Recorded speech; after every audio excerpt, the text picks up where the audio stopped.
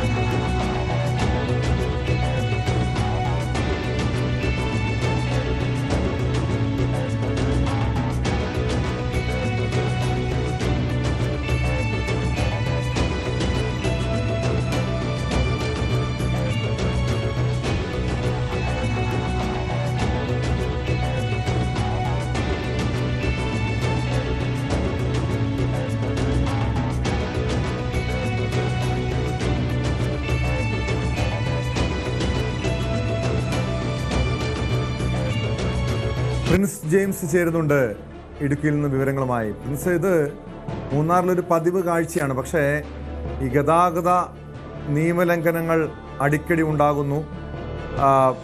പലപ്പോഴും പോലീസും മോട്ടോർ വാഹന വകുപ്പൊക്കെ നടപടിയെടുക്കുന്നുണ്ട്.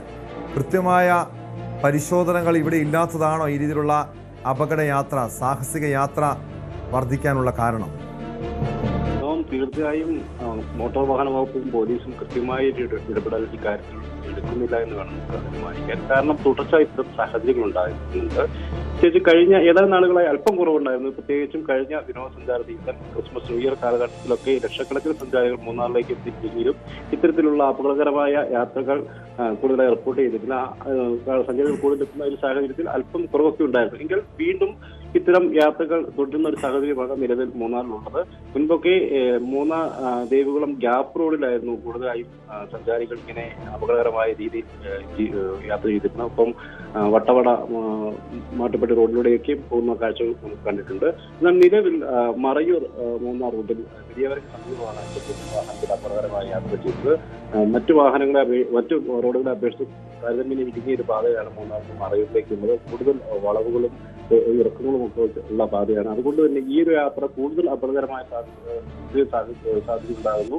ഇത്തരത്തിൽ വലിയ പ്രതിസന്ധി സൃഷ്ടിക്കാനുള്ള ഒരു സാഹചര്യമുണ്ട്. പ്രത്യേകിച്ചും തിരക്കേറിയ ഒരു പാത കൂടിയാണ്. അതുകൊണ്ട് തന്നെ വലിയ അപകട സാധ്യതയുള്ള റോഡ് കൂടിയാണ്. എന്തായാലും കൃത്യമായ ഇടപെടൽ പോലീസും മോട്ടോർ വാഹന വകുപ്പും സ്വീകരിക്കുന്നില്ല എന്ന് നമുക്ക് വേണം അനുമാനിക്കാൻ. പ്രത്യേകിച്ചും സൂചനാ ബോർഡുകളൊക്കെ അപകട സാധ്യതയുള്ള ഇത്തരം യാത്രകൾ അപകടം പറ്റി ബോർഡുകളൊക്കെയും സ്ഥാപിക്കേണ്ടതുണ്ട്. ഒപ്പം അവബോധം സഞ്ചാരികൾക്ക് അവബോധം സൃഷ്ടിക്കുന്നതിനുള്ള ബോധവൽക്കരണ പരിപാടികൾ പ്രത്യേകിച്ചും അതിർത്തി കടന്നെത്തുന്ന സമയത്ത് തന്നെ അതിന് പരിശോധനകൾ നടത്തി നിർദ്ദേശങ്ങൾ നൽകേണ്ട ഒരു സാഹചര്യം കൂടി ഉണ്ട് കേട്ടോ.